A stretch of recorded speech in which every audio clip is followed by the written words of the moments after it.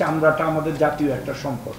এই চামড়াটা যেন কোনোভাবেই নষ্ট না হয়, এই নষ্ট যাতে না হয় এটার একটা ন্যূনতম ভ্যালু যারা কোরবানি দিচ্ছেন বা এটার থেকে যারা সুবিধাভোগী তারা বঞ্চিত না হওয়ার জন্যই কিন্তু আজকে আমাদের এই বৈঠক বা এই আলোচনা। যেহেতু এটা একটা ব্যবসায়িক সিদ্ধান্ত, চামড়াটা যদি আজকে সরকার কিনতো তাহলে সরকার নির্ধারণ করলে ঠিক ছিল, কিন্তু চামড়াটা কিনবে ট্যানারিওয়ালারা।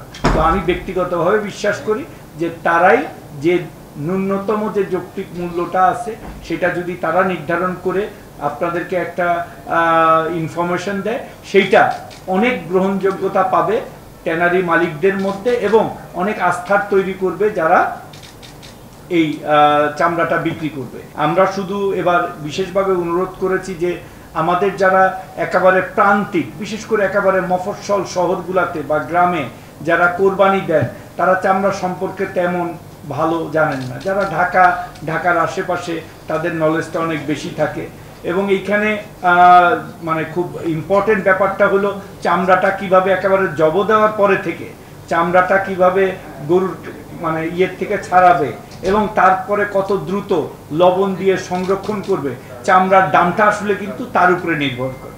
তো আমরা যে প্রাইস আমাদের ট্যানারি অ্যাসোসিয়েশন দিবে সেটা হলো একেবারে সব কিছু সঠিকভাবে হলে, একটা চামড়ায় যদি একটা পোঁচ লেগে যায় তখন কিন্তু আর চামড়ার সেই দামটা থাকে না।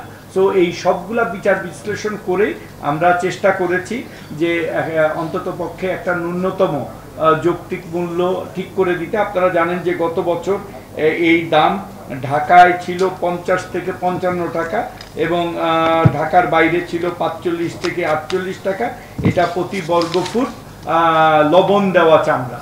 তো এবারের মূল্যটা ওনাদের নির্ধারণ করতে বলেছি। শুধু আমরা একটা নতুন জিনিস এবার ওনাদেরকে অনুরোধ করেছি যে অনেকে স্কোয়ার ফিট বুঝে না। আপনারাও যখন টিভি মানে সাংবাদিকরা নিউজ করেন দেখা যায় যে বিভিন্ন জন বিভিন্নভাবে নিউজ করেন। তা আমরা যে ছোট যে গরুগুলি নর্মালি যে গরুগুলি বেশি কোরবানি হয় অ্যারাউন্ড 1 লাখ টাকার মধ্যে যেগুলো হয় সেগুলার আমি ওনাদেরকে জিজ্ঞেস করেছি, ওনারা বলেছেন যে অ্যারাউন্ড 20 স্কোয়ার ফিট, 18 থেকে 22 মানে 20 স্কোয়ার ফিটের মতো একটা গরুর চামড়া হয়, ছোট চামড়া যেটাকে আমরা বলি। সো এবার আমরা এই পার স্কোয়ার ফিটের সাথে সাথে ওই গরুর একটা ন্যূনতম চামড়ার মূল্য লবণযুক্ত কত হবে সেটাও ওনাদেরকে আমরা উল্লেখ করার জন্য আমরা বলেছি। যেহেতু আবারও বলি, যেহেতু চামড়াটা কিনবেন ট্যানারি অ্যাসোসিয়েশন, সরকার কিনবে না, আমি ব্যক্তিগতভাবে মনে করি আমার মন্ত্রণালয়ের বাকি সবাই আমরা একমত। যদিও ওনারা চান যে সরকারি পর্যায়ে বেঁধে দেওয়া হোক, আমরা এটাই না, ওনাদের রেকমেন্ডেশন অনুযায়ী আমরা আমাদের মতো করে আমরা একটা নীতিমালা অনুযায়ী সচিব মহোদয় কাগজ দিয়ে দিবে। বাট এই ঘোষণাটা আমি মনে করি যে ট্যানারি অ্যাসোসিয়েশনের প্রেসিডেন্ট ওনার অংশীদারজনের মাধ্যমে এটার উনি ঘোষণাটা দিবে। কোরবানি হলো একটা স্যাক্রিফাইস, আমাদের মূল প্রতিপাদ্য বিষয় কোরবানি স্যাক্রিফাইস, এটা কিন্তু ব্যবসা না।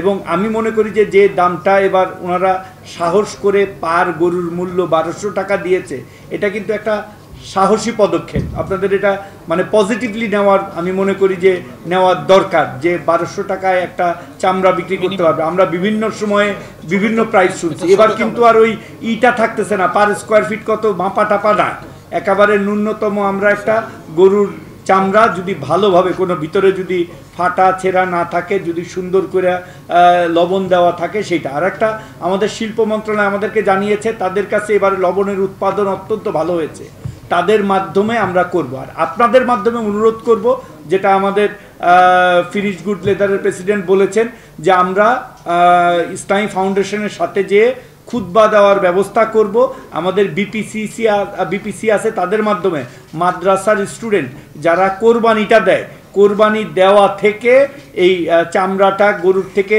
ছাড়ানো পর্যন্ত এবং সংরক্ষণ পর্যন্ত এই ব্যাপারে আমাদের ট্রেনিং প্রোগ্রাম চলতেছে, এটা চলতে থাকবে। আর আপনাদের মাধ্যমে আরেকটা জিনিস একটু করতে চাই, এবার আমরা মসজিদ মাদ্রাসা ভিত্তিক আপনারা যারা চামড়াটা ক্রয় করবেন বা সংরক্ষণ করবেন মসজিদ মাদ্রাসা ভিত্তিক করবেন, যে আমরা যেন তাদেরকে লবণ দিয়ে সহযোগিতা করতে পারি।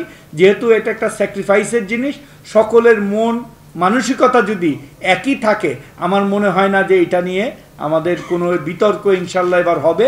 আমি ব্যক্তিগতভাবে মনে করি যে আমাদের এখানে আড়তদার মালিক সমিতি, tanners association, finish good leather association সবাই কিন্তু একটা ধর্মীয় চিন্তা থেকে এই সিদ্ধান্তগুলি কিন্তু আমরা নিয়েছি। আমরা কিন্তু ব্যবসায়িক চিন্তা থেকে কোনো সিদ্ধান্ত নেই।